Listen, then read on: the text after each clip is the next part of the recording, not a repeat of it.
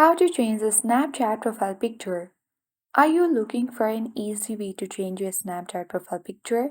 So, in this quick and simple tutorial, I'll show you step by step on how to change your profile picture on the popular social media platform.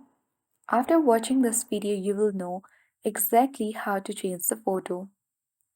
So, for that, you need to launch a Snapchat, sign into your account, tap Bitmoji icon at top left corner of the screen.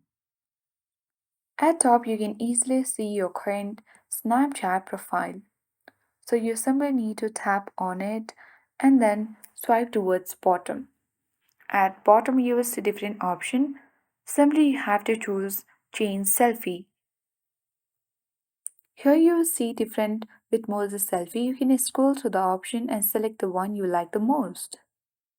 After that, tap on the down button at bottom center of the screen to save your changes.